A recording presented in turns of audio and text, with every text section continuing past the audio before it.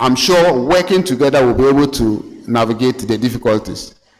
The reality is that I'm sure many have, over the period, will complain that national executives, some don't even pay calls. The reality is that it's difficult to pay calls over 1,000 to the challenge.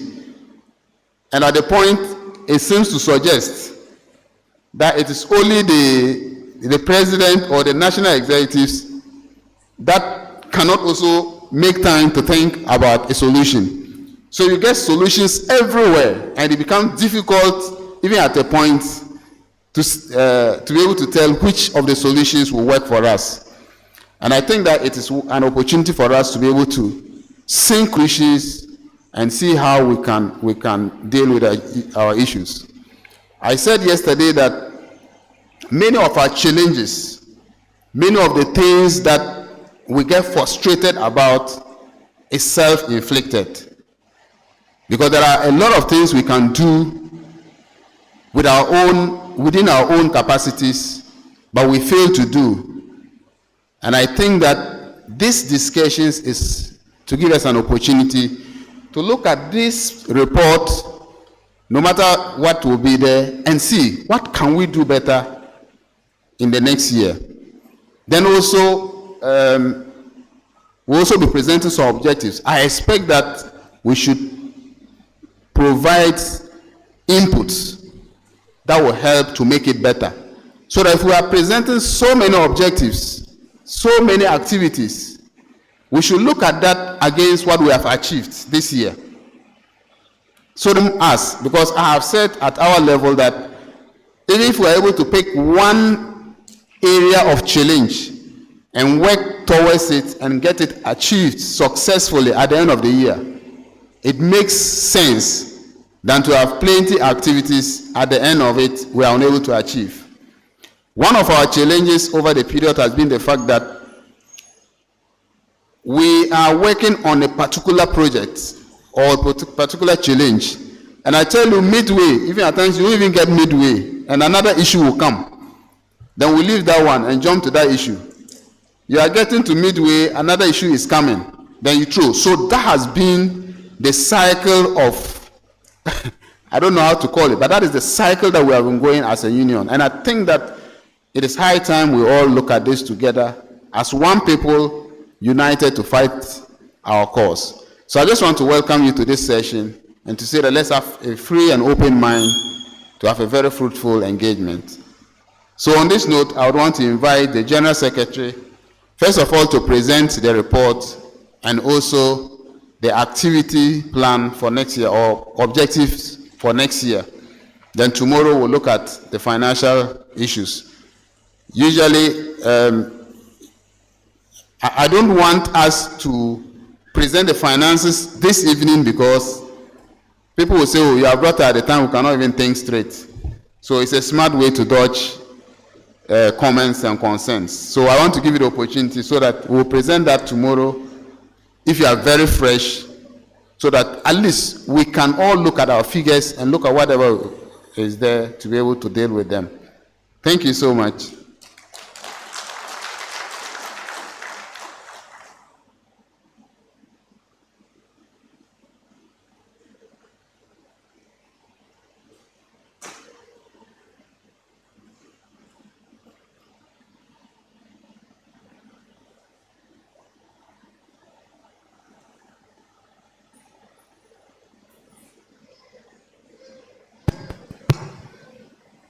Good evening to us all. GPAA. GPAA. I am Peter Ayram Kwenyofu, the General Secretary of the Ghana Assistant Association. And I stand before you this evening to present the progress report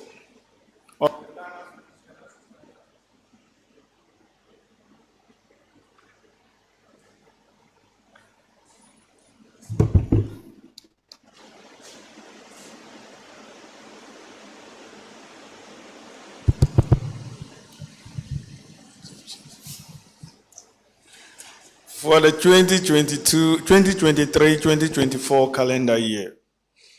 Prior to the beginning of this calendar year, when we met in Koforidua, we set objectives for ourselves, and those objectives are supposed to guide our activities for the calendar year.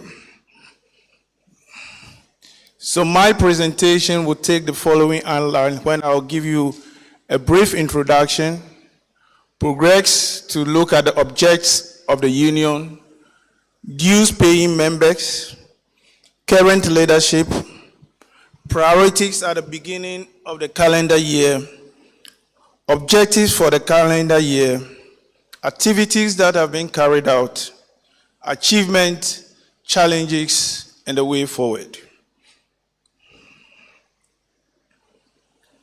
It has always been said that a life that is not examined is not worth living, and for that matter, as a union, we must meet at the end of every calendar year to assess ourselves vis-a-vis the objectives that we have set for ourselves at the beginning of this year. Also, we are compelled also to have this discussion because of our immediate reactions towards the collective agreement that has been signed by the union in August 2024. And for that matter, we need to meet and provide guidance and issues on what has been done over the calendar year. The objects of the union. As a union, these are some of our objects. And the objects are to advance the socio-economic stakes of all physician assistants working in Ghana, whether you are in the private sector or in the public sector. It is the object of the union to advance the socio-economic stakes of all physician assistants.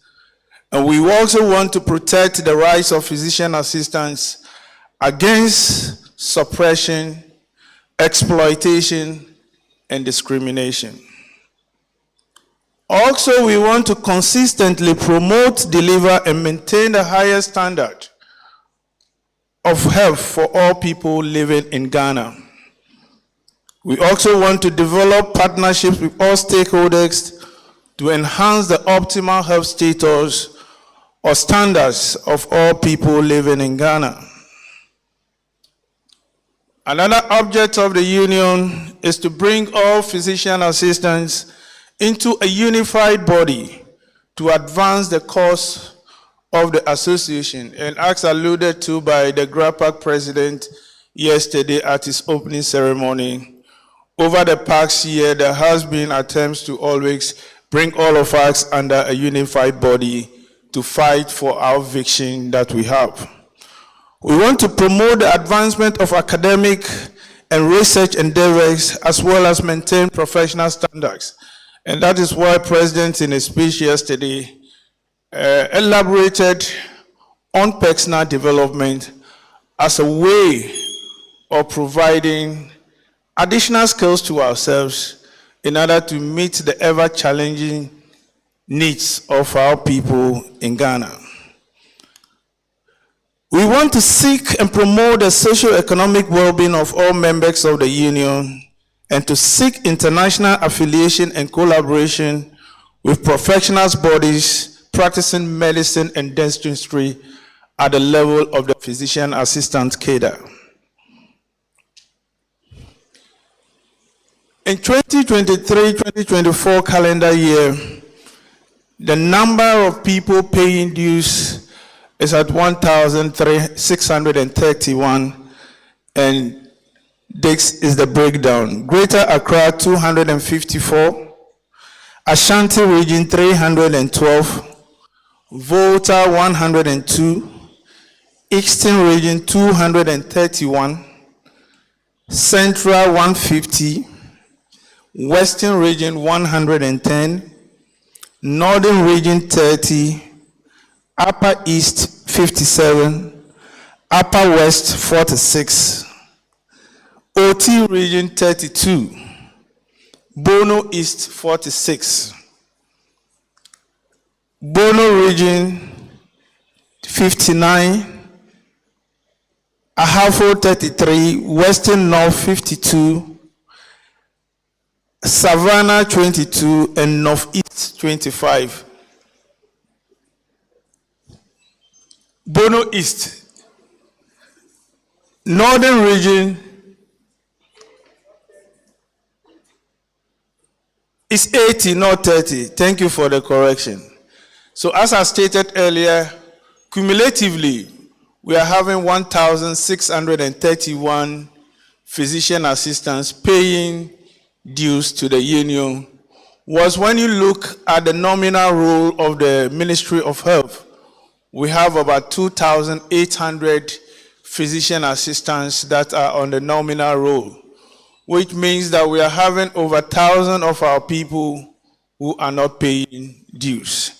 And some of those things are not as a result of their faults, but because of systemic issues that we are facing at the Controller and Accountant General's Department. And the current leadership, we have Mr. Peter Akudugu Ayamba as the president. The vice president is Mr. Emmanuel Kofi Brantua. Then we also look at the general secretary as Peter Ayiram Kwenyefu, Mr. Kofi Ajay Intiri as the acting general secretary. After our former secretary resigned as he went to medical school.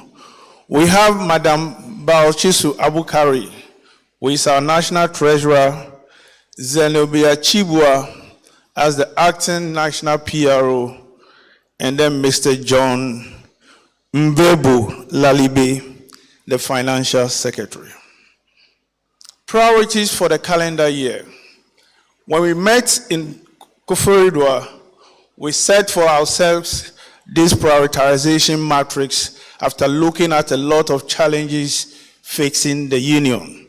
So we narrowed down our challenges or our prioritization of issues to looking at enhancing condition of service for our cadre through specialty programs, career diversification for physician assistants, as well as finalizing and validating the zero draft of job description for clinical, dermatology, and psychiatric officers.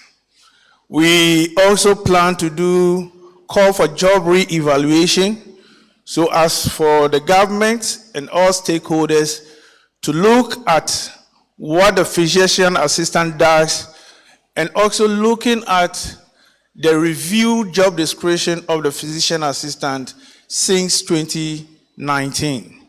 And there has been a lot of changes, and we wanted to use this job re-evaluation exercise to actually fight for a good placement for the physician assistant cadre, and also maximize that avenue to make sure that our colleagues that have had skills or training in dermatology and psychiatry will also be officially recognized. And we also plan to continue the development at Kintampo land in order to avoid encroachment, because there was a glaring encroachment activities around our land, and for that matter, we need to protect that vast of land that we have at Kintampo. So based on the priorities that we have set for ourselves, we have come out with the following objectives for the calendar year. We wanted to develop a 10-year strategic plan in the association by the 31st of March 2024, looking at the short, medium, and long-term goals, things that can easily be achieved, those things that can be moved to the medium term, and those that can be moved to the long term. And we want to achieve that through a lot of strategies. And the strategies that we have decided to employ in order to achieve those objectives were, one, we wanted to exit the medical and dental council. We want to secure the mountain of specialty programs for physician assistants, rolling out the GPAA Provident Fund, international collaborations or engagements, and stakeholder engagements, leading to a lot of issues that can change policy directions when it comes to the physician assistant cadre. And in 2023, when we met in Koforidua, as part of our objectives, we stated that we wish that the network of practice implementation will be hastened so that the sub-district system can be strengthened for health service delivery.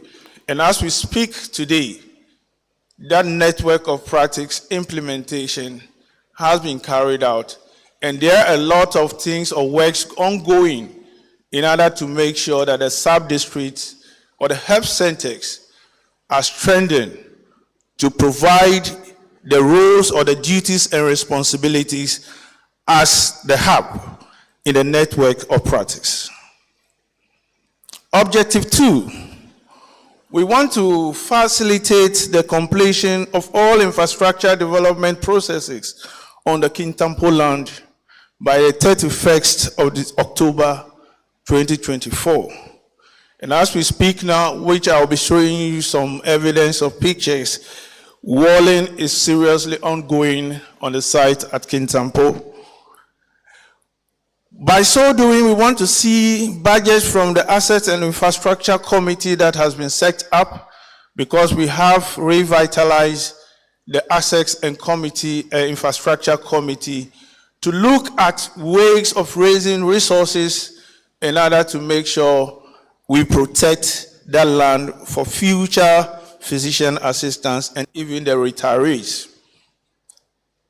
We want to start and complete the walling of the land, and then further look at exploring any opportunities that may come in public-private partnerships. Because if we want to do this thing solely from our resources, it will be very difficult for us to do.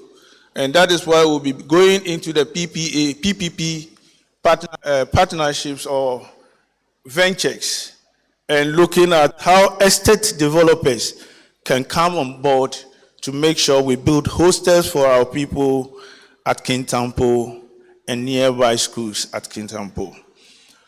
Objective 3, we want to improve the condition of service of all physician assistants by the 31st of October 2024. And we informed the House last year that we have commenced condition of service negotiations, and then we signed even the rules of engagement in July 2023. And we wanted to continue the negotiation processes that will lead to the collective agreement signing between the Ghana Physician Assistant Association and the government. We also wanted to call for a job re-evaluation, because we've realized over the years, because our job description has been revised in 2019 and has been rolled out, and it's different from the job description that medical assistants were previously having. So when we call for job re-evaluation, it means the physician assistant cadre can be actually placed in the right salary structure, apart from the normal condition of service negotiations that are carried out every 2 years by the Fair Wages and Salaries Commission representing government.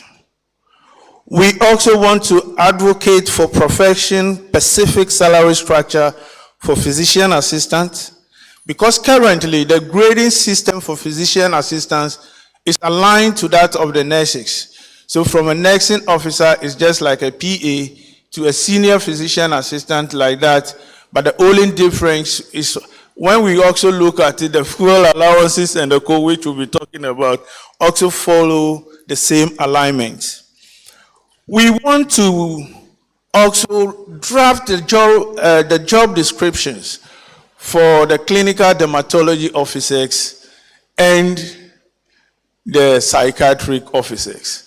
And I have to state here that it is not the duty or responsibility of the employee to actually draw a job description for themselves.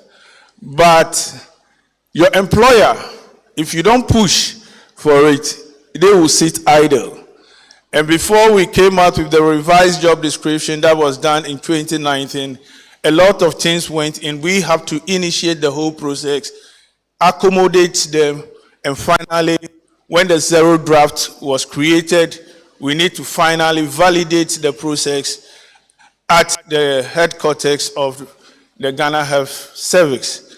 And all stakeholders, GMA and other people, were all on board in order to validate that process. And that is exactly what we want to do for the clinical dermatology officers and psychiatric officers. And there has been a lot of stakeholder engagements with the Human Resource Division of the Ghana Health Service in order to fast-track the processes that we have outlined over here. Activities that have been carried out vis-a-vis the objectives that have been set for ourselves for the calendar year. We have actually formed the strategic planning committee, and terms of reference have been given them, and prioritization of plans and activities have been carried out, and plans and budgets from the committee to decide on the next line of action as a union has also been submitted and worked on. And we are looking at the implementation of the prioritized plans, and then based on the short, medium, and long-term strategic plans. And that is why you look at it that one of our strategic plans was also to make sure we protect our land. Objective 2, we reconstituted and activated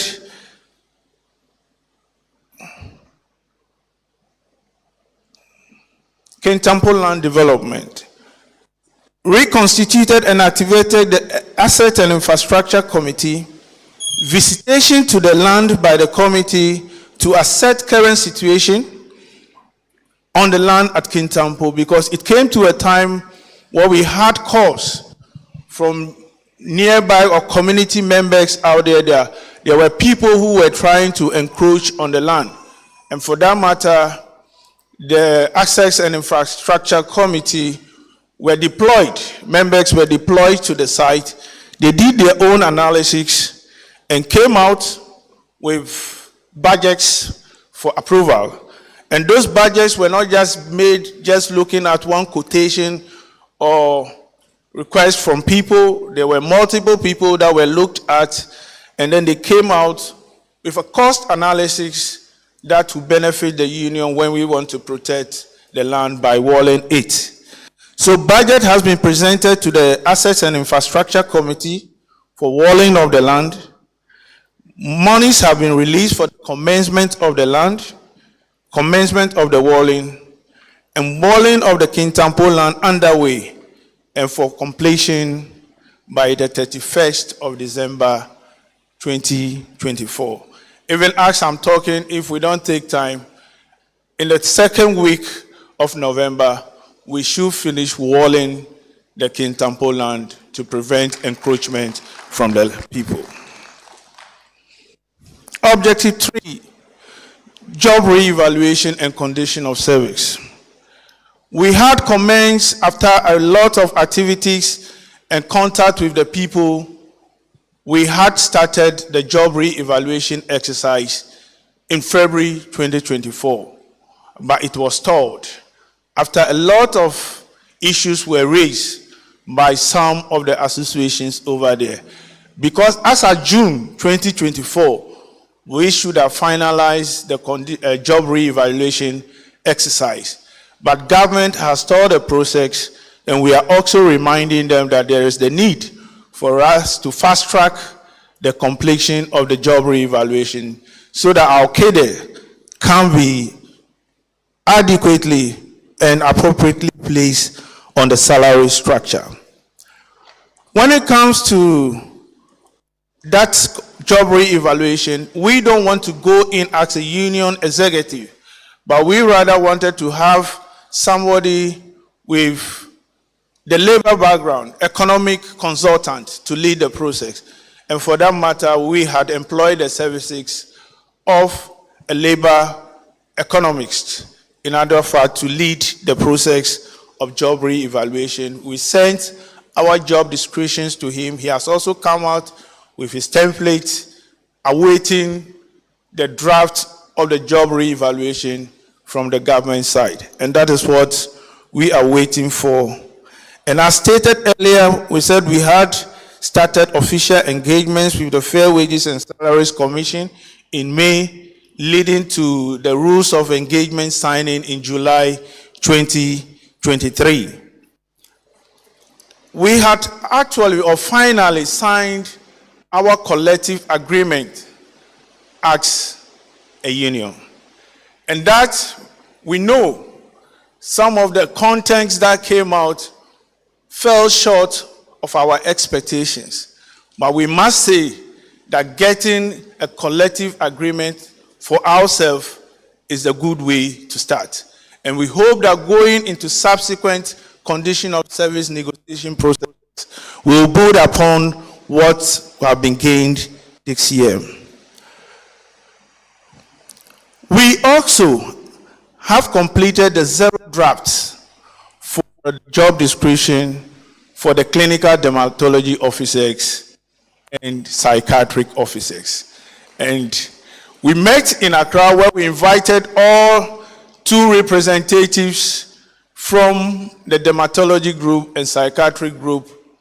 My general secretary, my vice general secretary, and I were also among the team to lead the process, which has finally led to the drawing of zero drafts job description for these cadres. And we are about to submit these zero drafts to the Human Resource Division of the Ghana Health Service to call for finalization of the zero draft and then subsequent validation, so that our colleagues who have been marginalized, who have not been recognized, and have been lamenting for so long, can actually now feel that they are being recognized and they can be well motivated to do what they are doing. And as Director Obi said yesterday, if we have people going into physician assistants, going for additional skills with certification, it means that the PAs are having additional jobs that they are doing, and they have to be properly placed in their respective salary structures. And we look forward to those issues going forward. So this was, first of all, we talk of the gallery. This has been the rules of engagement signing by the union, led by our labor consultant, the president, the general secretary, and other committee members that were formed to look at the condition of service negotiation. And GPAA didn't do that alone. We had the opportunity to invite a representative from GRAPAC to be on the committee throughout the negotiation process. And that is a way of fostering unity among ourselves. Finally, after signing of the rules of engagement on 2nd August 2024, we finally signed our collective agreement, ensuring that GPAA now can do condition of service negotiations solely as a union for their members.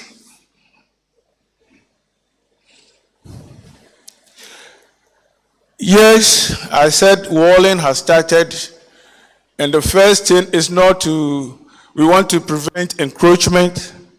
So if you look at the land, if I'm not mistaken, we have over 20 plots of land over there. I don't want to mention it in acres.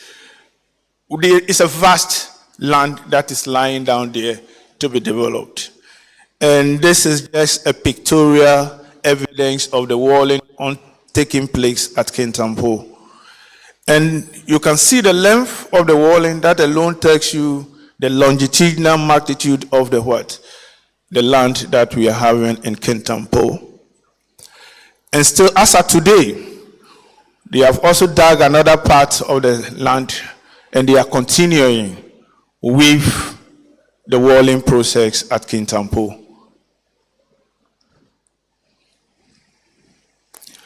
Achievements. The achievements may not be very much before you, but they are moderate gains that have been made by the union in the 2023-2024 calendar year. And notable among some of the achievements achieved by the union within the calendar year, where we signed our maiden collective agreement with the government as a union after series of condition of service negotiation meetings. Walling of the Kintampo Wall land has commenced in earnest, and completion will be done before the close of the year. We had engagements with membership on happenings within the union, where we had Zoom meetings with the union to explain to them certain steps that we were taking as a union on their behalf. We had also our statutory meetings, and people were also complaining that a lot of our money go into National Council meetings, which we are supposed to have 4 meetings within the calendar year.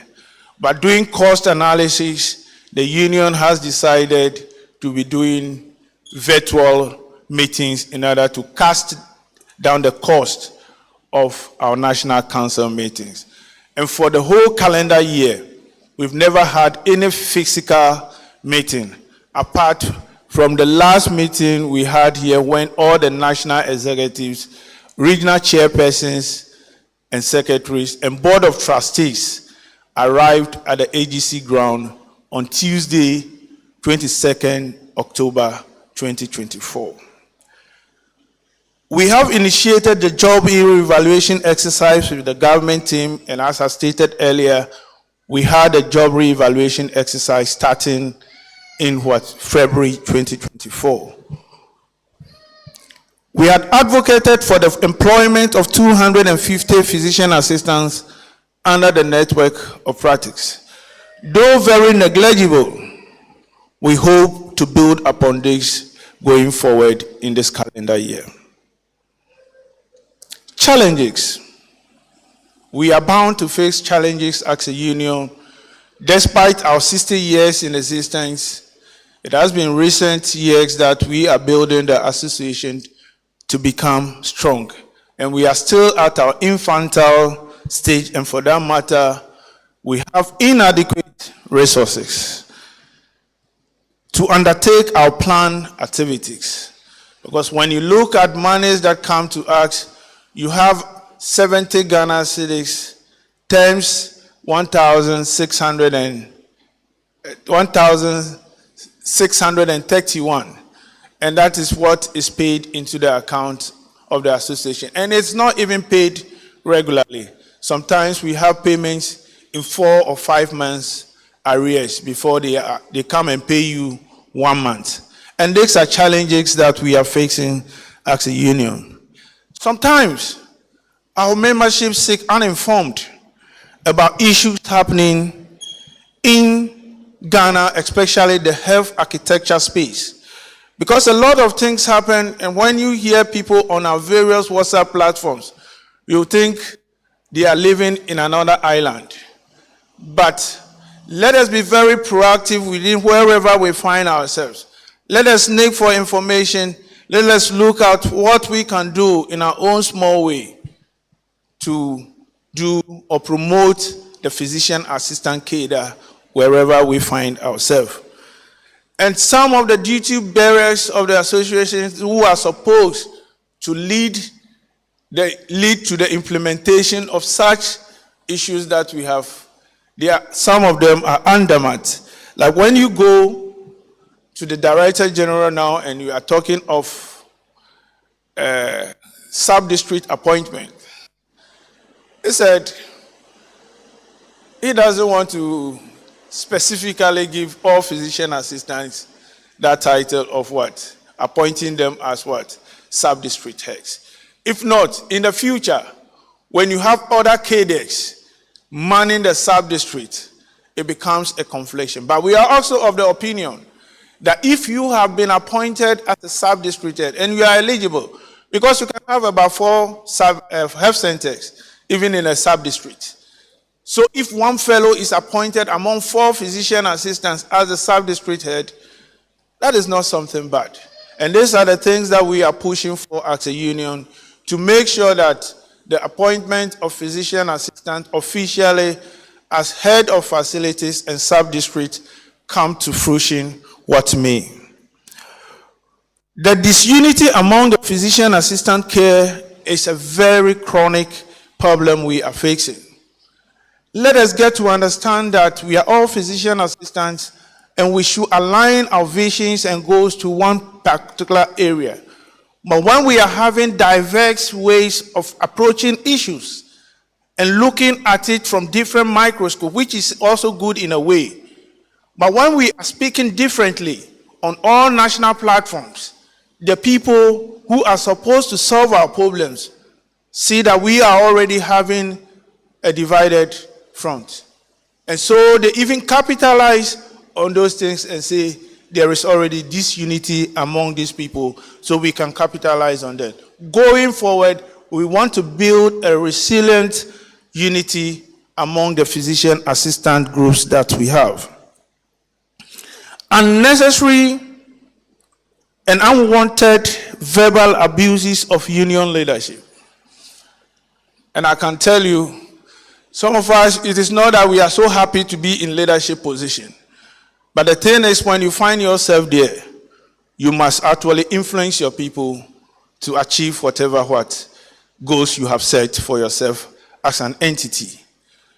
But the issue is, as leaders, we will always have problems, and membership sometimes should bear with us that some of the issues we want to achieve as a union does not lie bothsomely within our arms to achieve.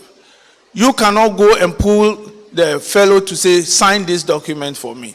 There are a lot of advocacy going on. And as also alluded to by the Director of Human Resource, Peter Obiri, your boy, yesterday, we are trying to move away from that militant approach to labor union-related issues. And that is why, even today, scarcely do you hear GMA going on strike or even threatening to go on strike. They have placed their people at strategic places in order to speak for them. And that is what we should be doing as physician assistant cadres. Encouraging ourselves to place ourselves strategically at positions where we can influence policy decisions which will inure to the benefit of the physician assistant cadre. The medical GMA, they have advisor to the president, who is at the seat of the president on all health-related issues. So when they have a problem, they easily go to them. They have their members on the Parliamentary Select Committee on Health. They have their people at Ministers of Health. They are the technocrats situating themselves at various advantage points. And that is what they are doing to get what they want. And that is why we as individuals should develop ourselves and place ourselves strategically to be used by the union to achieve better outcomes for ourselves. Conclusion. In the midst of the challenges and the setbacks, NEC is focused, determined, and committed to fight for a better prospect for the current and future generation of PAs. That notwithstanding, as members, let us remain optimistic, steadfast, and make deliberate efforts in ensuring that high-quality standards are maintained in health service delivery wherever we find ourselves. Let us not do a lot of local to the detriment of people. You go, sometimes when you go to clinical audits and you see what physician assistants write, they scribble 1, 2, 3 lines. The next thing you see is a diagnosis and treatment. No proper history, no proper physical examination, assessment, and the co. Let's do things that will project the image of the PA profession. Let us try, with your constructive criticisms, wise counsel, and collective support, we shall navigate through the challenges that we face today. Let us strive for a better prospect for the physician assistant cadre, with self-development as a central focus to a better prepared opportunities that may avail themselves for exploration. Way forward. We have to look at things going forward because we say we have inadequate resources to fund our activities. We must have a strategic resource mobilization, ways of doing things and prioritizing our issues. As President said in his opening remarks, he said, we have been lumping issues together. When we start this process, something happens and the whole membership is on top of you. What is happening? Let us jump in and we leave what we have been pursuing just to go and do that and come back to square one. And these are things that are not making the union go forward. We always we want to have continuous engagement with general membership to keep them abreast of issues. And we want to pursue the completion of the job re-evaluation exercise for better placement of physician assistant cadre in the appropriate salary scale structure. We also want to advocate for the commencement of hostels at the Kintampo land with estate developers and exploring PPP opportunities. Let us make concerted efforts to shine the corner where we find ourselves at all the levels of the healthcare architecture that we find ourselves. Eyes are on us a lot, and let us not afford to slumber. Yes, Mother Teresa said something. You can do what I cannot do, and I can do what you cannot do. But together, we can do mighty things. Together, we can do greater things. And I want to use this opportunity to say, together, we shall build a strong and resilient healthcare workforce in the coming years to come. Thank you very much.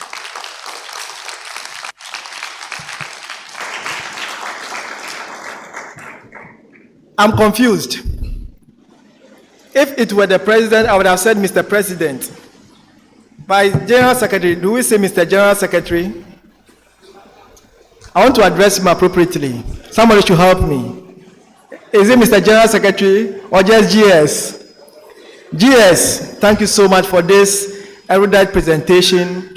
I can do what you cannot do, and you can also do what I cannot do.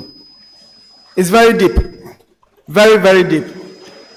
Yes, we thank you so much. On this note, okay. We'll please.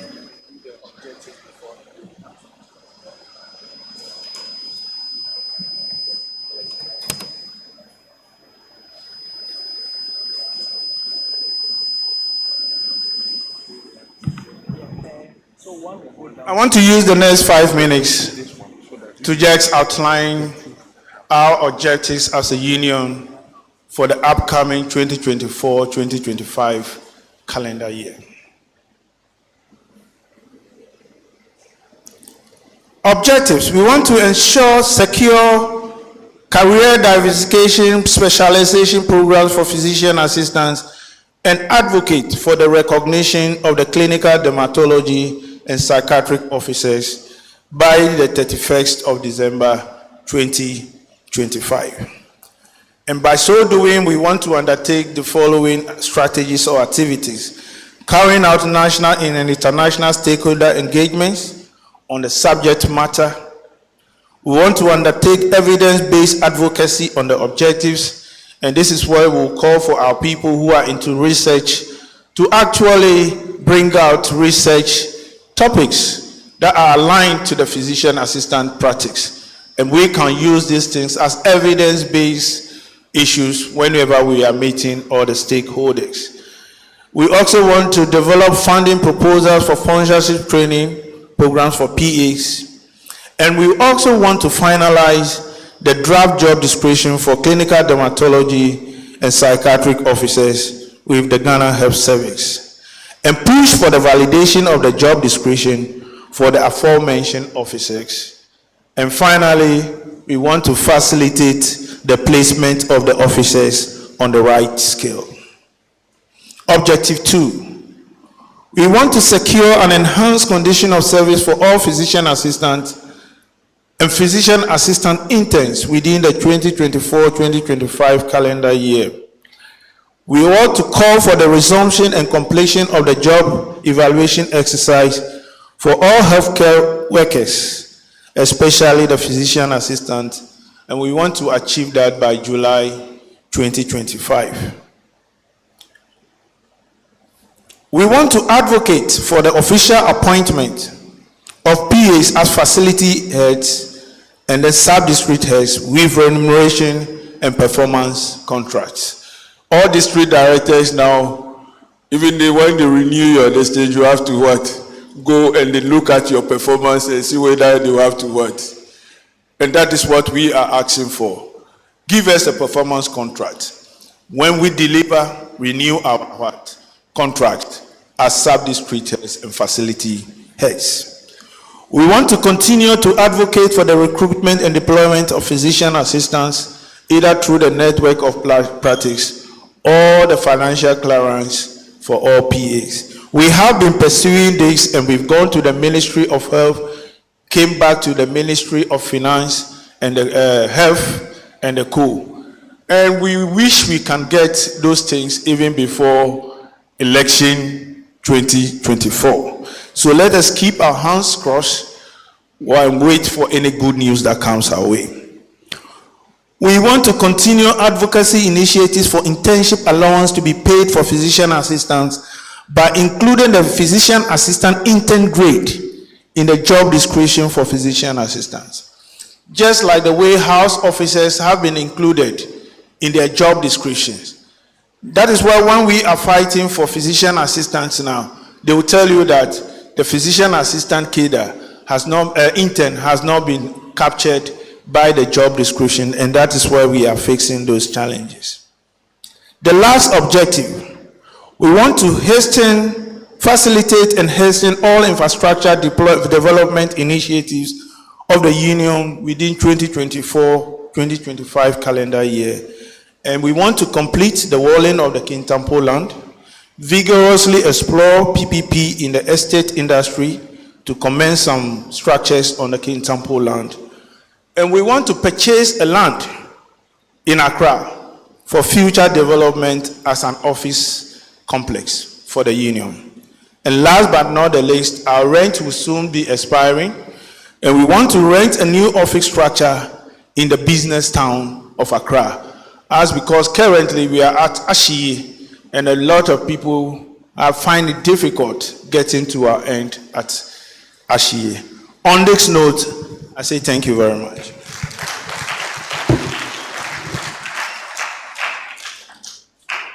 Okay, thank you, JS.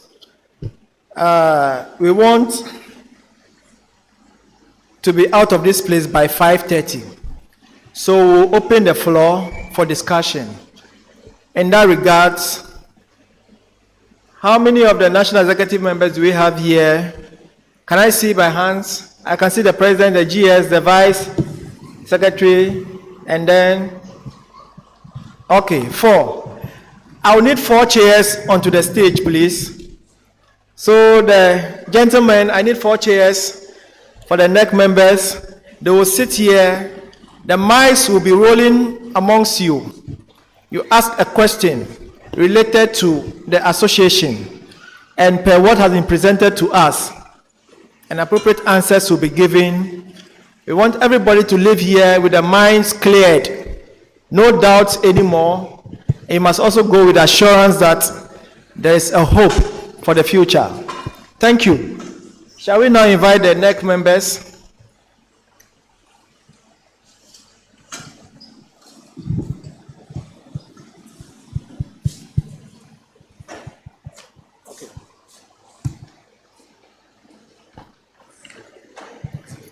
So, okay, one mic should go here, one should go here.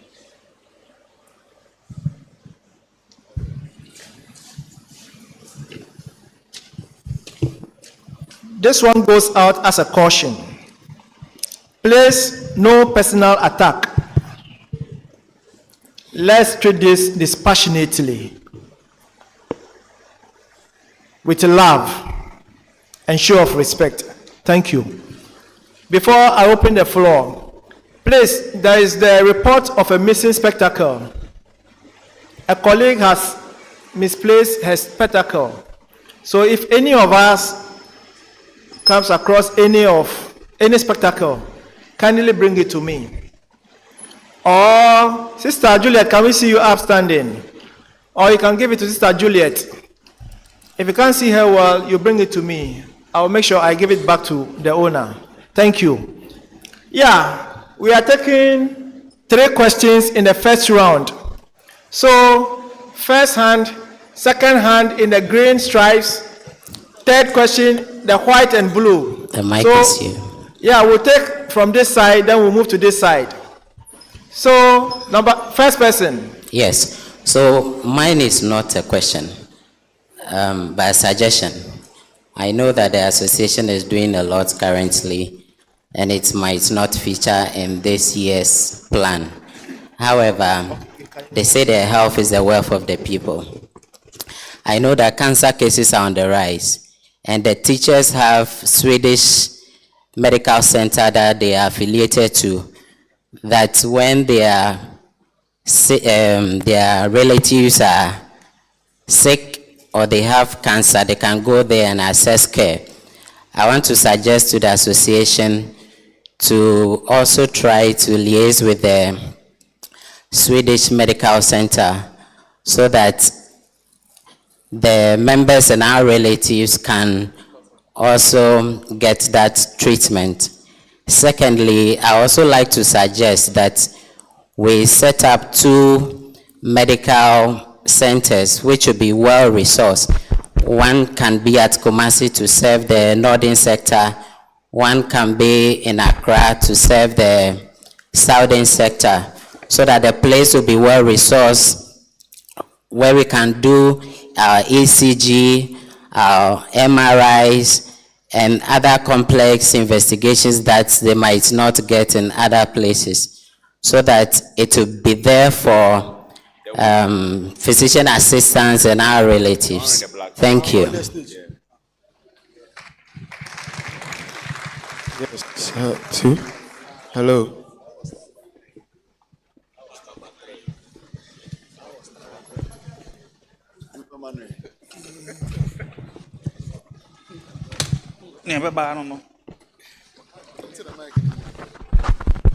Yes, please. The name is Bonfeya Philip. My first question, with the job re-evaluation, I'm wondering, can members be in the known what we have done so far? Because in relation with what happened with the course, we were kept in the dark until when it came out that even accommodation allowance was forgotten. Can we have a certain breakdown so that we know what's in our job re-evaluation, so that nothing comes out and then at the latter part we are told there was some errors? Then again, the membership dues deduction, I'm aware there was a problem on the system, but as at somewhere last month I worked on someone's own and it went through. So can our financial secretary help get members, the 1,000 and something who are still not paying dues, onto the board so that we can have this support? Then again, with the land we are acquiring in Accra, as far as some of us are concerned, even the national capital, they are trying to move it away from Accra. Why don't we have a central point like Kumasi, where frequently we do have our council meetings? Why not focus on getting the land in Kumasi instead of Accra? Thank you. I think he has asked my question. Okay, let's take 3 from this side too. 3 from this side. Okay. Yes, it's an addition to the dues, membership dues. In fact, I had wanted it to be one of the objectives because this will be a continuous, kind of a process, because many people are willing to get themselves enrolled as, dues paying members. But like he spoke about the difficulty of the system, but I know that's going to be a one-time something. And so I think that we should also put it as an objective that we can always follow it up and make sure that at least all members that are being put into the system can have that easy, means to pay their dues. Okay, move to this side, please. Let me see by hands. 1, 2, 3. So please move to this side. We'll take from here. Yeah. Then we'll move down here again. Okay, so I also have a suggestion.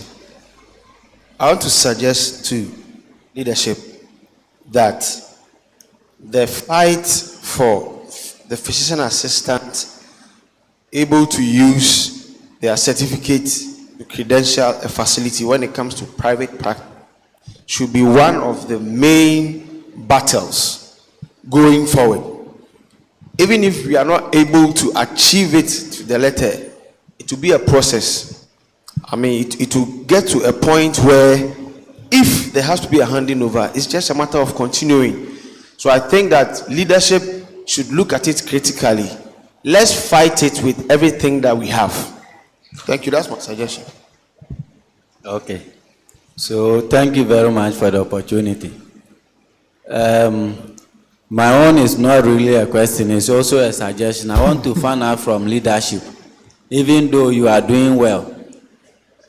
All right, so I want to find out, when are you going to sponsor some members in our association to go into law so that they will come back to defend the association? That is the question I have for you. Thank you very much.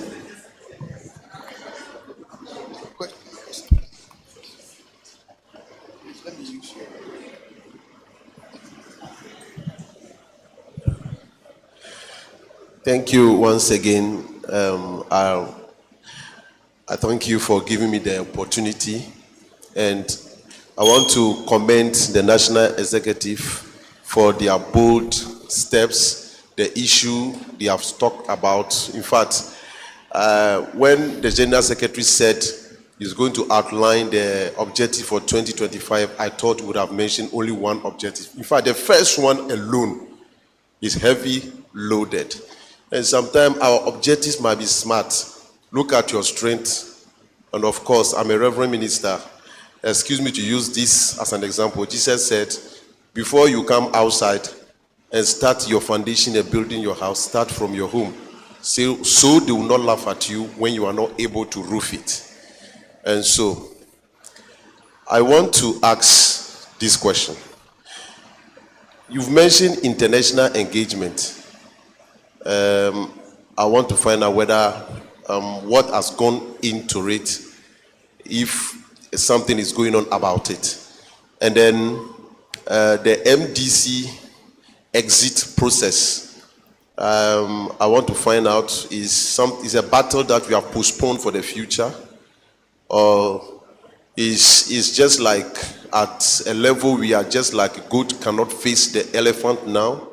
So we are just muzzling up to meet them at another junction or another day. Thank you. Thank you. Thank you for the opportunity.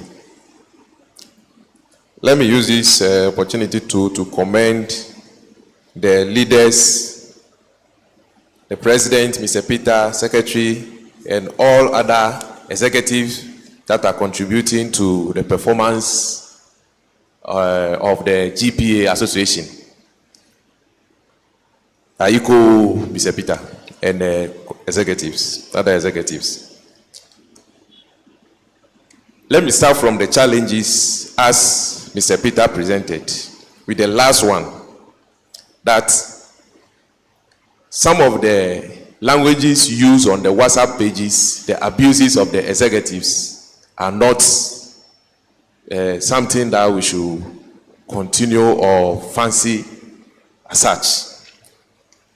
Yesterday, I was not here, but I was monitoring on the internet.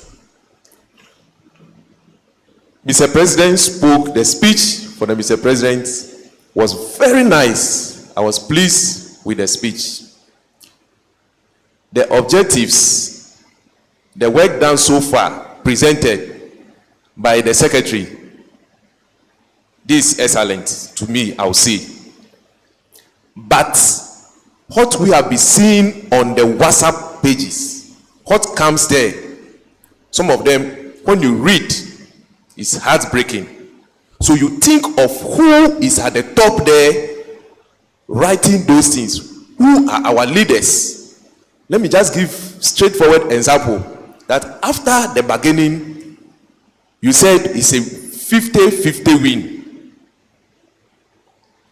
And when we detail into it, it's not 50-50. We have lost. So when you see this, you see that people will start giving to you on the page. And you'll be angry. And it's not from them. It's because of how you coin it and then put it on the page. That is how you are getting it back. Excuse me to say that. That's why I commended you for the speech and what you just presented nicely. Okay, let's be snappy. You see. So with that, what you always put on the page, please and please, we are all learned colleagues. Just give us the truth and the straightforward answer so that we think of it and know how best we can also continue to support you. Let me take, I didn't hear anything about the name change for the PA Association. Because yesterday, the GRAPAC president spoke about name change, physician associates, and then clinical officers. I didn't hear anything of such, either the objectives or way forward. So if there's something, let's know about that because it's very important. And then the dues that's controller, that is lock up at controller for about 3 to 4 months before you get it. It's very bad. This is our money. So even if something, it should be just 1 month. Because they cannot use our money for something, get interest, and give it to us in format. Whilst we also need it. Today, if you buy cement, 97 cedis, tomorrow is 98 cedis. Then we are losing. So we have to get consultants or specialists in that aspect who can take us, who can lead us to controller, and then we trash that out so that we can get our money monthly. Because it's important. Okay, so we'll allow the leaders to take those questions and answer them, then we'll go for the next round. But I believe by the time they finish, would have been cleared in our minds. Thank you. So who goes first?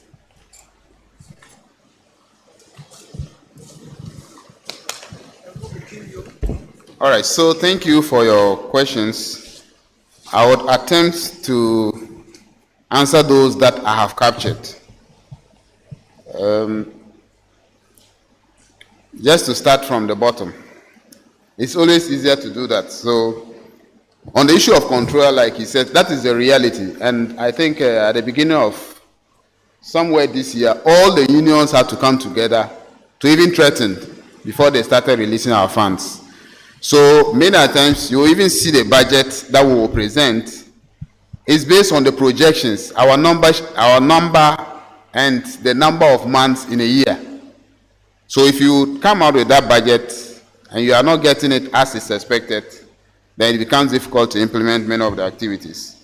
So by something that we keep following, it is difficult to fight that as a single union, especially if it's cutting across other unions.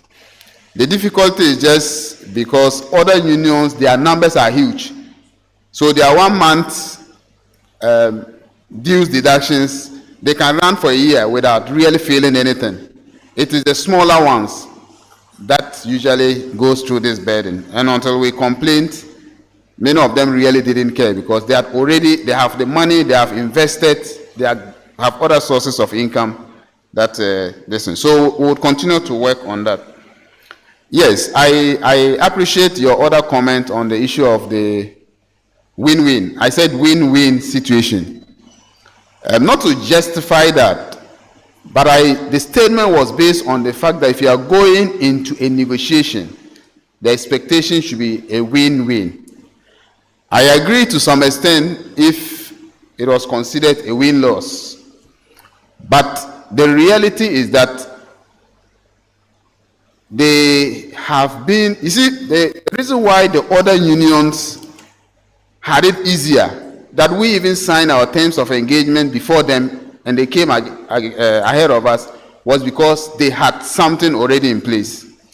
And one of the things you have to understand about negotiation, and especially for condition of service, is the fact that if you already have a bargaining certificate, per the guidelines, you can never be made worse off. So what was already in their conditions of service, they cannot take it out. So it is because we came on a fresh page, so new additions was a bit difficult.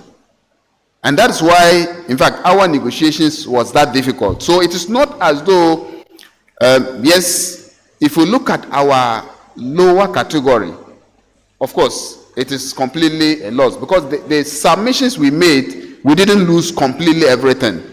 It is just that what we expected, especially in the area of fuel, in the area of other distance, for the junior category, who are the majority, we didn't get. But the other ones, there were some inroads. And I indicated that aside just the old things that we got, there were new additions. And I mentioned that even if it was just a statement on the document, beyond me as the president, anybody who is coming for the next negotiation can build on that. Because, for instance, if we agree that fuel will be provided for head of facilities or sub-district leaders, and it will be paid on IGF, it is there. So next time you are coming to engage, you are using that as a stepping stone. Because even if you are not able to pay, you have a justification to indicate that, yes, you gave us this on IGF. Many facilities could not pay. So we would want you to go on to controller. So it was some of these things that we said. As beyond that, there were other things that we were able to get into a bargain certificate. It is because we cannot get the monetary value now. And that's why I agree with you that this is something that we have not achieved as expected. And I think yesterday I did indicate that all of us, nobody was excited about what we came out with. But the fact that we have our individual bargaining certificates is a step. Because our previous issue and our placement as PAs at the same level with nurses is because nurses were bargaining for us. So at any point you went for negotiation, they will tell you, oh, you all did BSc. So a nursing officer and you is the same. So what will do? That has been our biggest challenge. So that is one of the reasons that we think that once we have this, it becomes a baseline that you can step on. And with all sincerity, yes, we recognize the fact that we didn't get exactly what we wanted. And we have to take responsibility for that. But not to say that we lost completely. In fact, for the certificate alone, it's not a loss. So that is just what I want to say.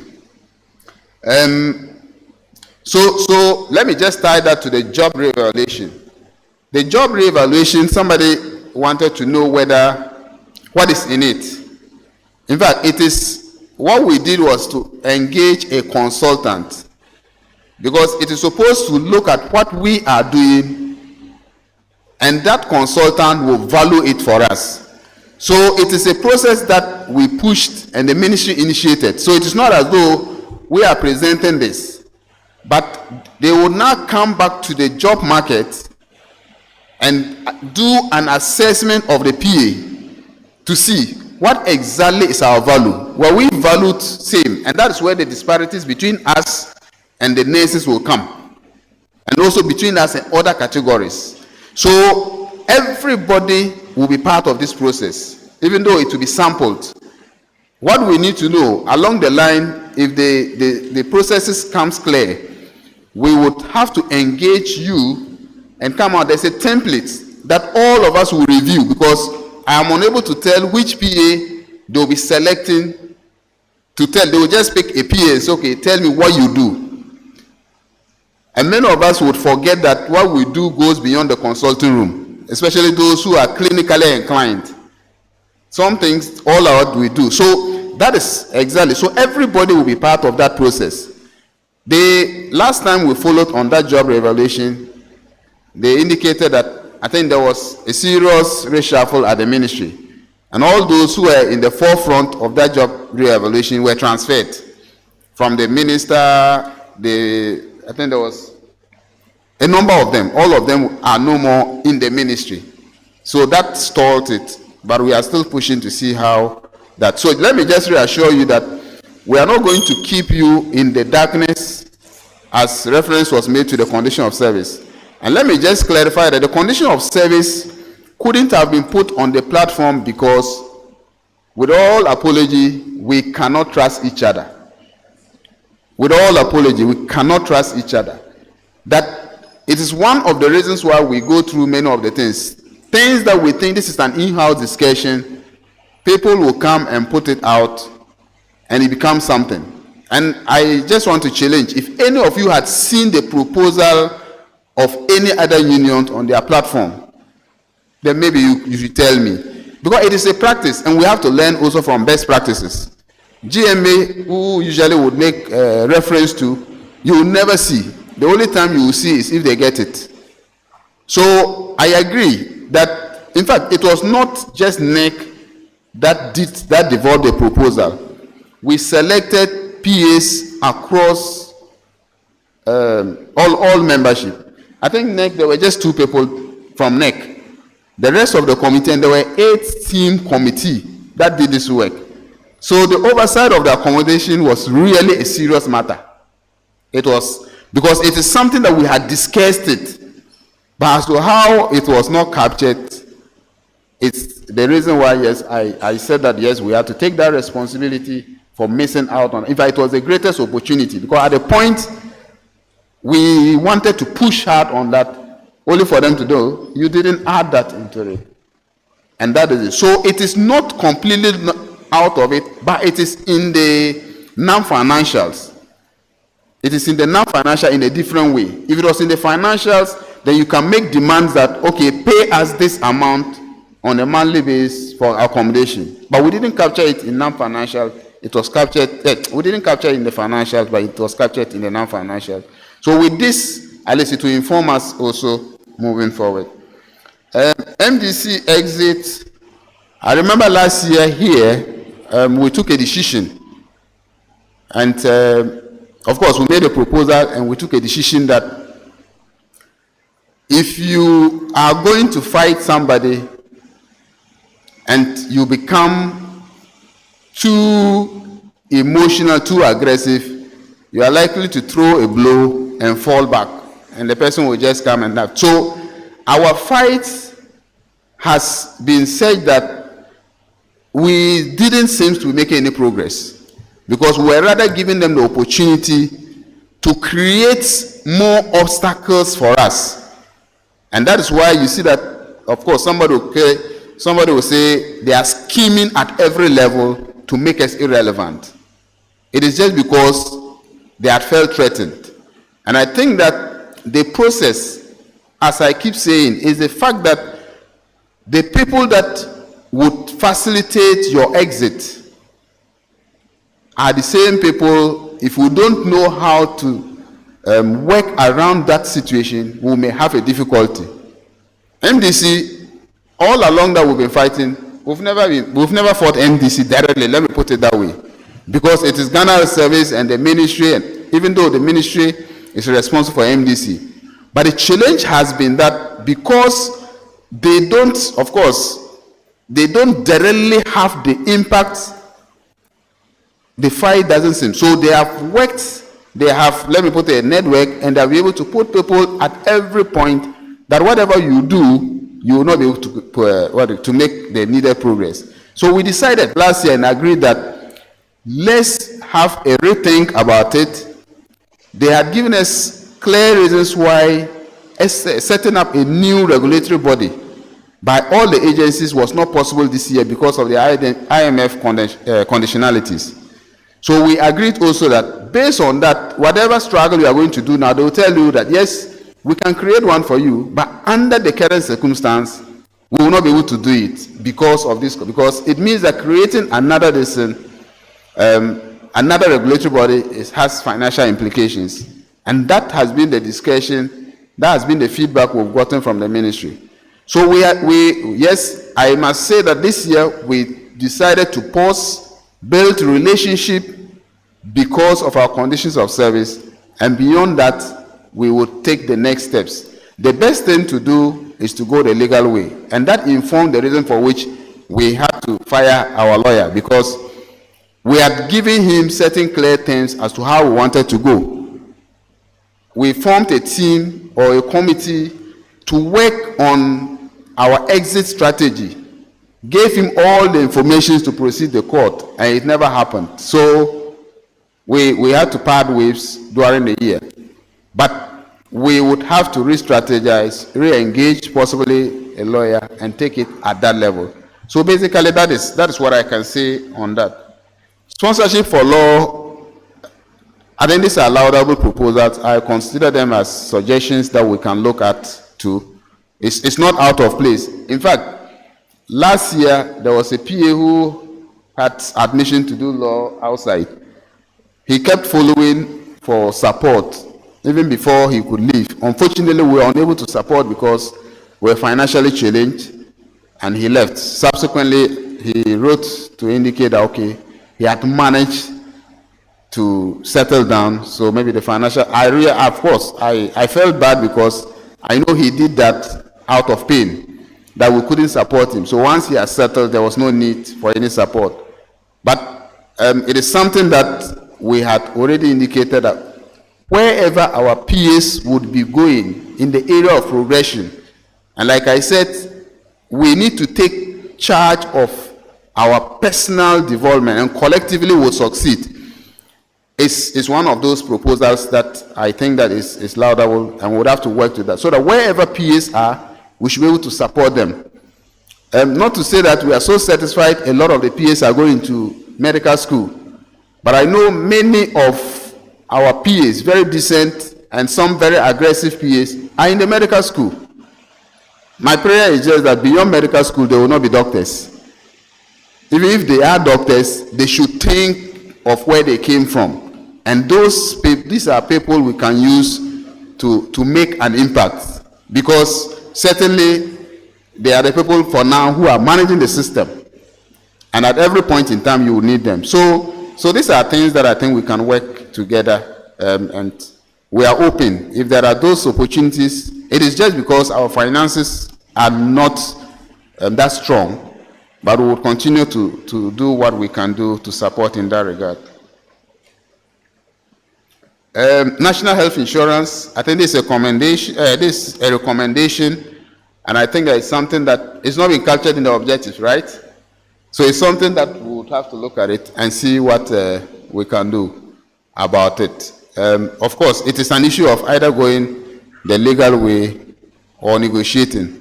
I must confess that for the whole of this year, we haven't had any engagement with the National Health Insurance regarding that, except for the media issues that usually they would interview or present. We haven't had that. So we'll take it up in our next calendar year and see what we can do about that. Somebody also made a recommendation that the dues issue should be an ongoing thing. That is noted. And just to add that we are really not sleeping, but it's a problem not only for GPA. If you go into the system, you realize that even GMA are out, Health Service Union are out, and other unions. It's only GRNA and some few other unions that are there. The last time I followed up myself, in fact, I sat in the engine room, they even requested for a PAs who was not a member on the payrolls password on his e-pay slip, so that they could see whether they could.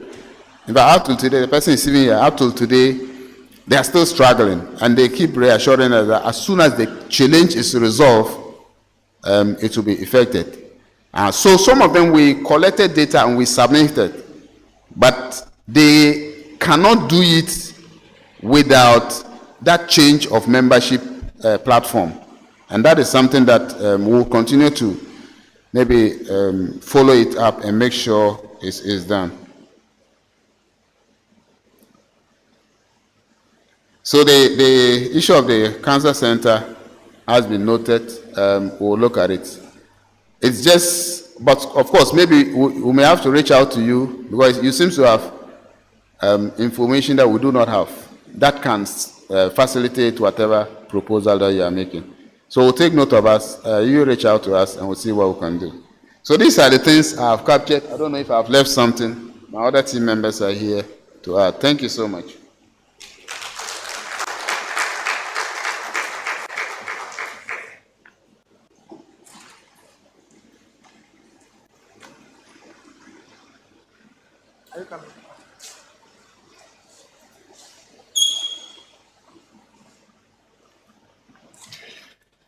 My response is in relation to PAs using their licenses to operate private clinics.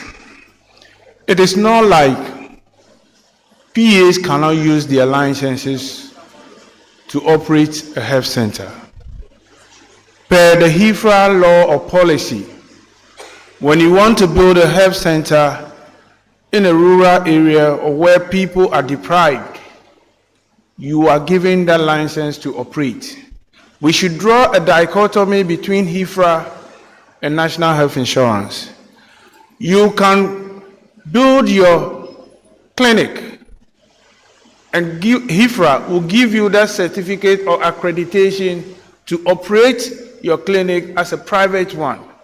But the bottom line, which is the problem we are facing, is how that private facility being manned by the physician assistant can be enrolled onto the National Health Insurance Scheme. That is the major challenge we are facing as a union.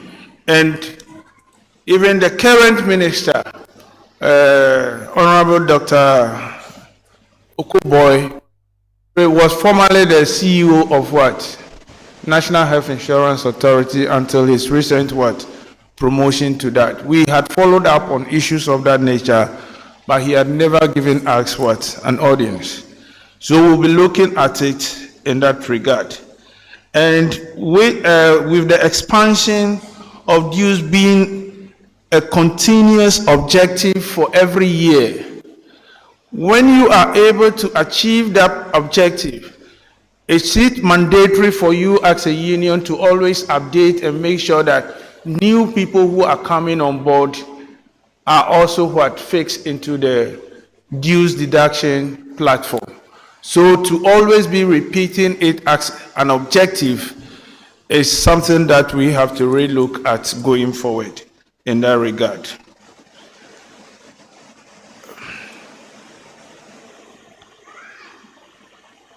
You said the objectives are heavy. Yes, indeed they are heavy. But we'll look at it going forward. We wanted to even look at only one or two objectives. But the main problem with this union is when you draw one objective or two objectives, a section or a clique come back to you and say, you have ignored our concerns or issues. And that is a major challenge we are facing. And that is why we've only limited it to 3. And we'll see if we can solve 2 out of the 3 and channel the rest to next year. But we hope to achieve all the 3 objectives that we have set ourselves with the responsive union leadership and your cooperation and support. Thank you.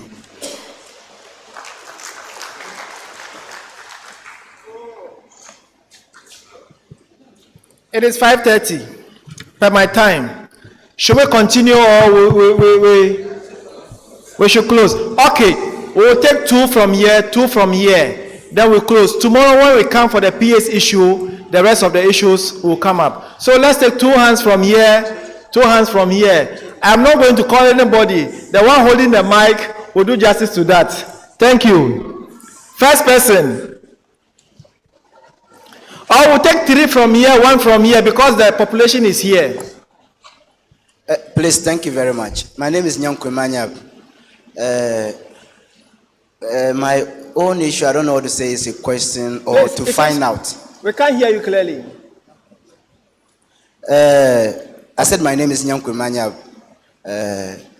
I do not want to know what really caused the division between the anesthetists and then the PA medicals.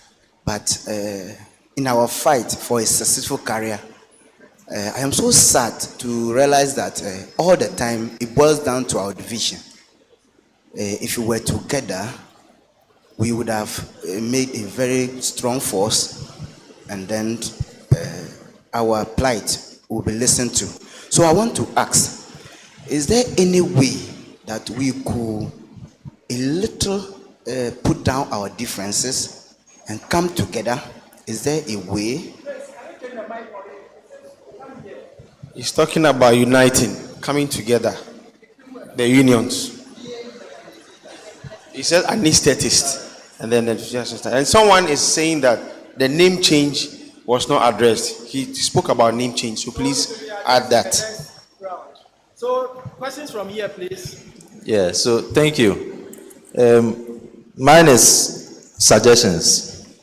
The first one is, I would suggest we pursue data collection. Yesterday, MC, you bear witness with me, I spoke with one of the panelists, and he was saying that most of the time PAs are emotional, passionate about what we want to do and what needs to be done for us. But then when it comes to providing evidence as to why this and that needs to be done, we lack that. So he gave an example where when you look at the chief's compound, whatever success that happens there is given to the community nurse. When you take hospitals, polyclinic, whatever success that happens there is given to the doctor. No matter the number of PAs there, whether you are the one man in the consulting room from morning to evening, whatever success that happens there will be accorded to the doctor, the head there. So the main place where we can also receive recognition for success is the health center. So I will urge us to pursue data collection, especially at the health centers. What are we doing? What are we succeeding in doing? Then we can bring it out and then we can be acknowledged for that. The next one is that we need to sell ourselves. We need to publish ourselves. Yesterday I placed on the page that as a union, national PAs are meeting, we are having a congress, and not once did we trend on any social media.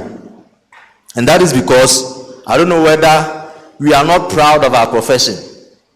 You will see what will happen when GMA has or have their conference.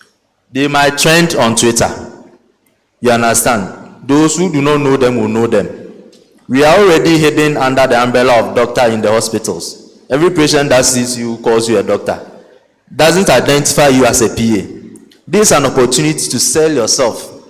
So when we come for a conference like this, the pictures you are taking, whatever you are doing, place it on the social media. Let us talk about what we are talking about here. Let other people hear us. Let us sell ourselves. The last one is that we need to go into knowledge acquisition. If you want to exit from MDC, it is not a mere thing. You need to have knowledge and skills to man what they were doing previously. Do you have the members that have the needed knowledge, the needed skills to be able to head what they were doing before? So the plan that someone gave out, we need to support people to go and do law.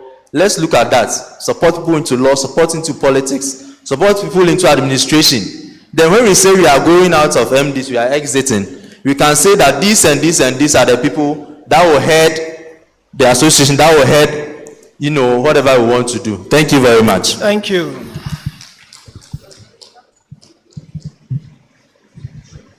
Thank you. Please, my question is about the medical documents, the signing of the medical documents, which is the medical report forms and then the police forms. I'm asking because actually my colleagues actually sent me, if I don't ask that question here, but there's a lot of issue going on in my facility when it comes to police form and medical reports.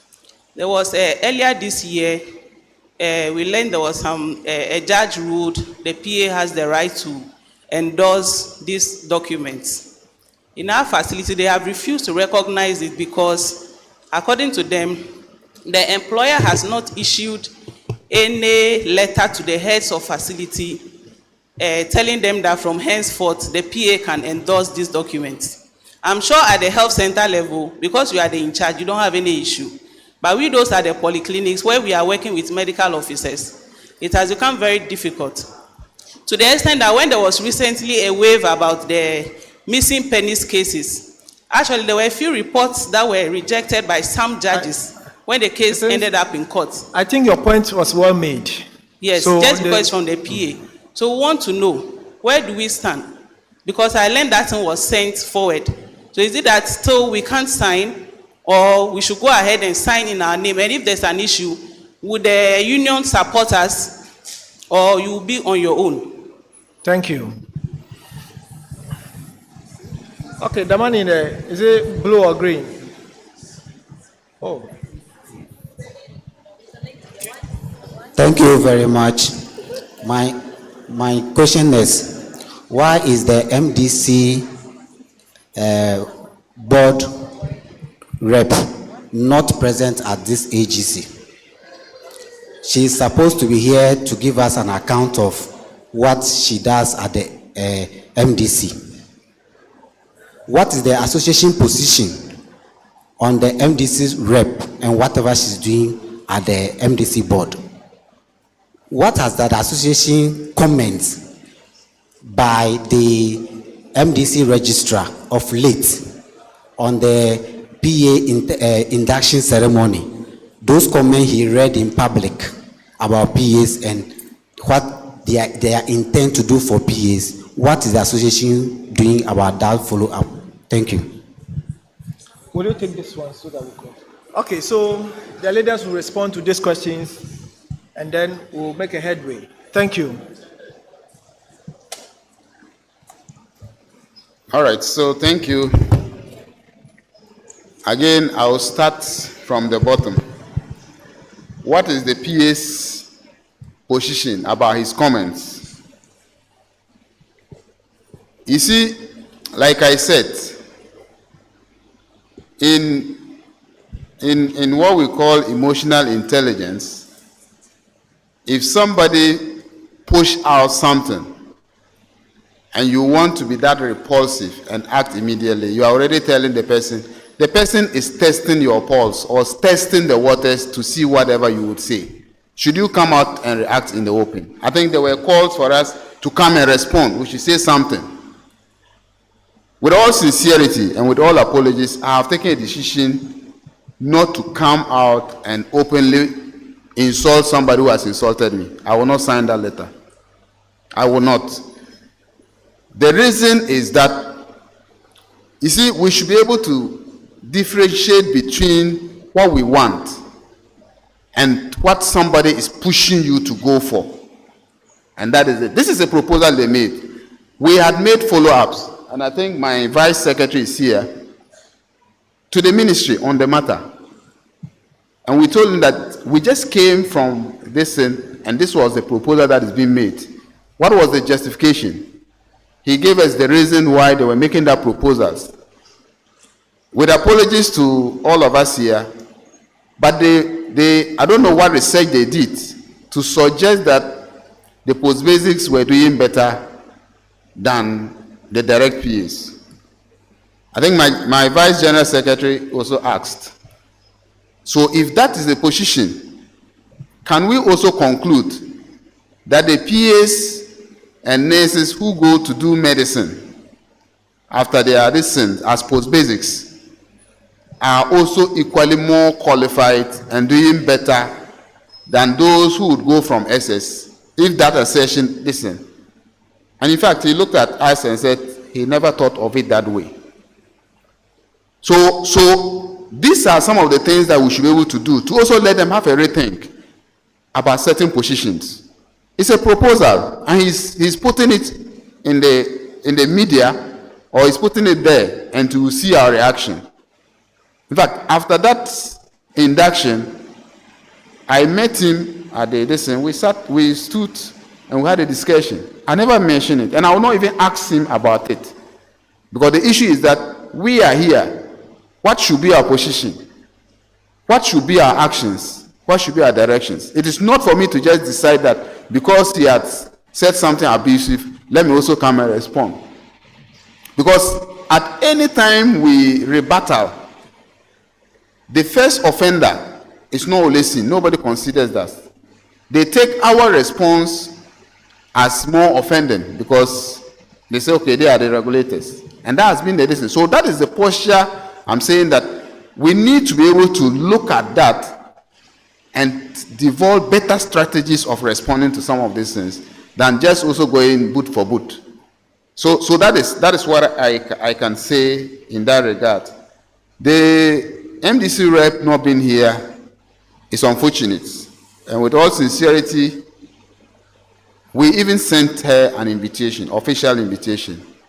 I was just conferring with my secretary whether there was any reason why she's not here. We don't have that reason. As to our position about her, it is not an individual union's position to take, because she's not representing just PAs, but she's representing PAs and CRAs. So if there's any decision, we can take our decision, but we have to engage CRAs to have a collective decision as to her position at that level. And I think it is also open for us to have a discussion. We can continue with that discussion tomorrow if that is our position. Signing of medical forms, it is not criminal for PAs to sign medical forms. She ended her session by asking, if you sign and there's a problem, will the association come? The question is, what have you signed? What have you written? And what, if it goes to court, what will it cost you? Because whatever you are presenting, be mindful of the fact that it will end in court. Don't even think that it may not end. So whatever you are writing, you should write it as a professional. And if it goes to court, nothing will happen to you. Because the law backs you. Until the act is amended, you are a medical practitioner, and by law you can sign, and the court reaffirmed that. I mean, many of us have gone to court. I don't know, but I have gone to court on similar issues. I didn't have any problem with it. So it depends on what you write. And let us be sincere to each other also, that many of our membership are also too, excuse my words, but a bit too desperate for money. That they think that at all costs, whatever forms that comes, they will sign, so long as there's money attached to it. And that is the only caution I will say, that know what you are writing, know the form you are signing, and be ready to stand to it, even in court.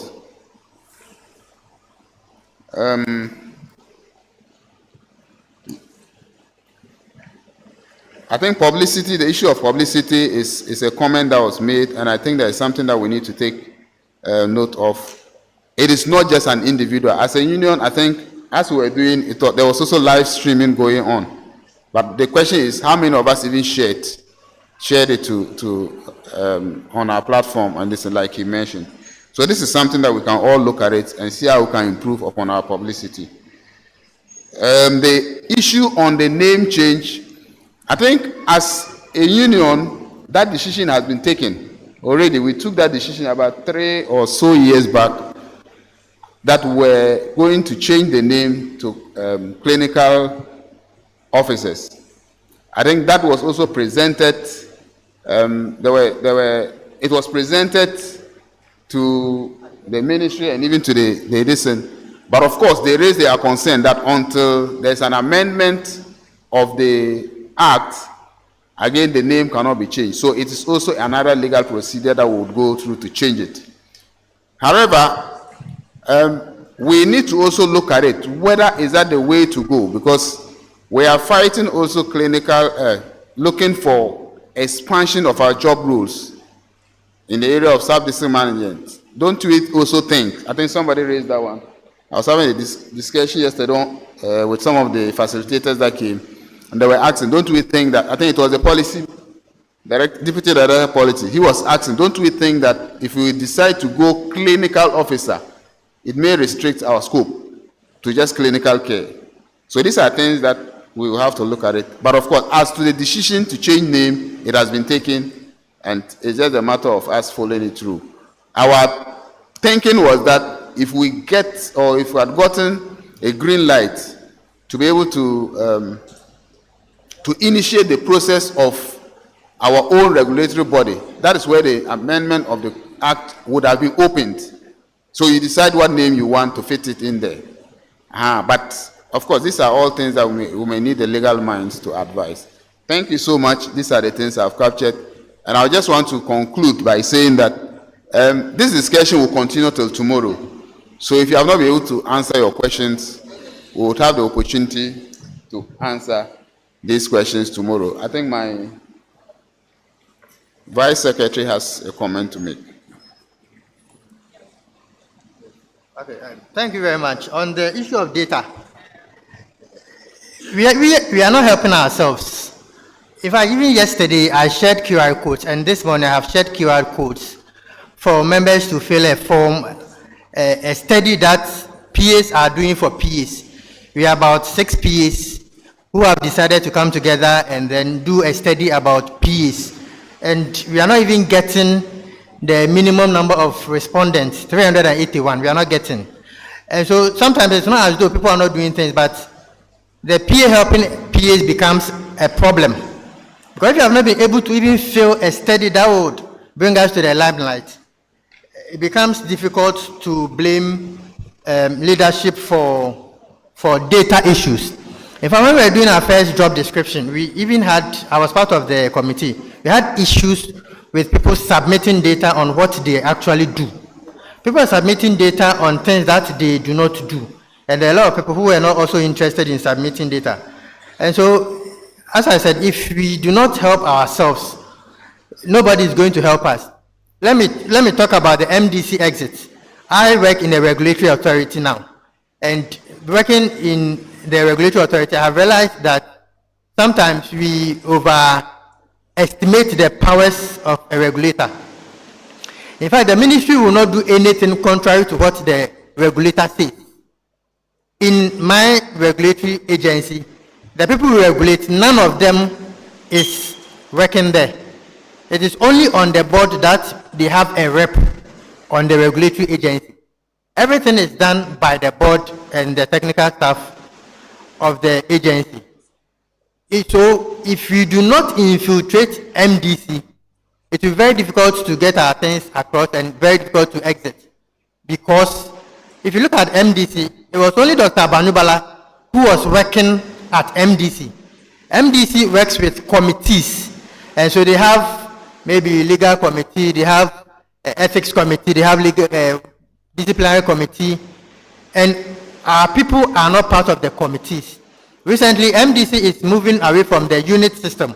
So like, if you look at the head of standards, the person does not have any clinical background.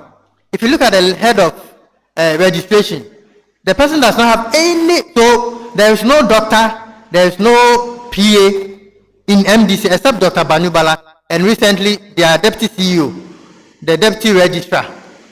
Ministry of Health considers them as CEOs and registrars. They have dual rules. That's why I was saying it's difficult to fight the regulator. Now they are moving to directorate. It means that they are going to have director for standards, director for clinical care, director for this. So as PAs, when the advertisement comes, those of us who qualify should apply. Because if you as a PA is the director of standards at Medical and Dental Council, you would be able to influence policy. Other than that, it will be very difficult for us to influence anything going forward. I want to talk about the controller. This is how the government gets money to pay you and I. They have the budget. They have the budget of the money that comes to your pocket, your salary, without the dues, your Senate contribution, your other engagements, because there is no money. So the government does not, so if your salary is 5,000, it's not as though the government is going to look for 5,000. The government looks for the one that is coming to your pocket, which may be like 3,000. So they look for the 3,000 and pay you at the end of the month. Then later on, controller looks for the money for dues, money for your insurance, money for your SNIT, and money for others. So that's how come sometimes it becomes difficult for a controller to pay the unions. As President was saying, the controller was owing the unions about 8 months. So that's what I'm saying. If you do not infiltrate any MDC, we would get bread. That's what I can say. Thank you. So please, let's know the QR code so that we can complete the study for all of us.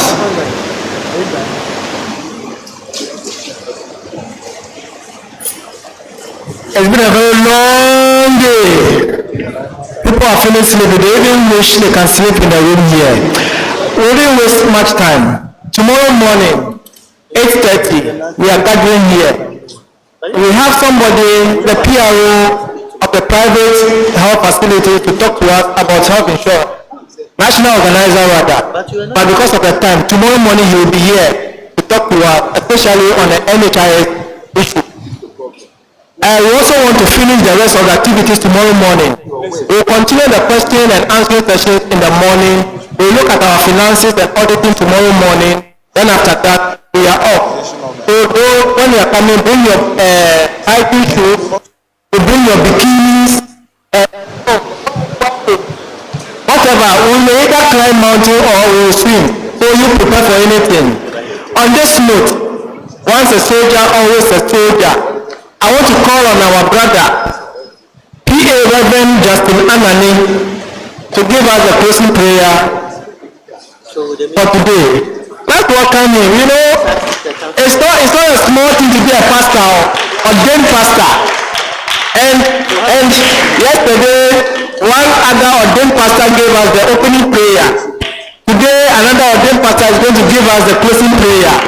By tomorrow, I will get another ordained pastor to give us the middle prayer. Then that will be the end. Thank you.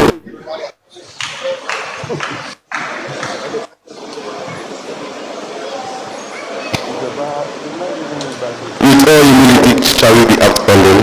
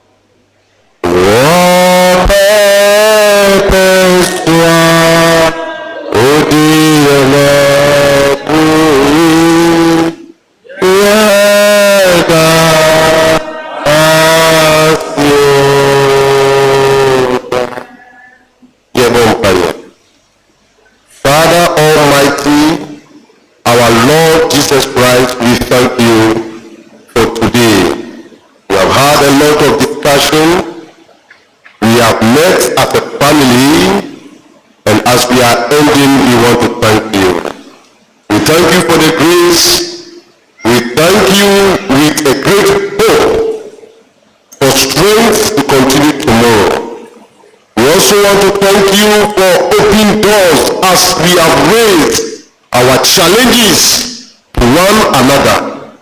We spoke about it as we said in the book of Habakkuk.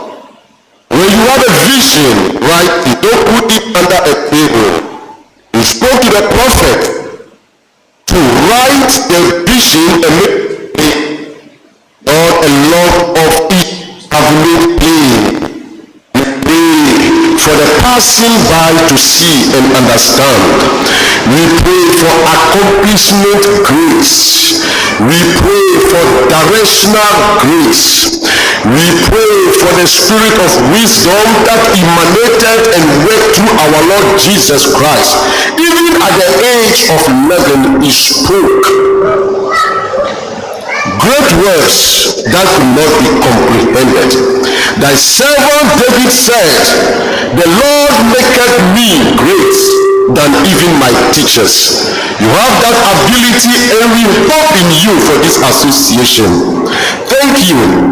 In the mighty name of Jesus, we have prayed with thanksgiving. Amen. This blessing here, I have to tap into the anointing.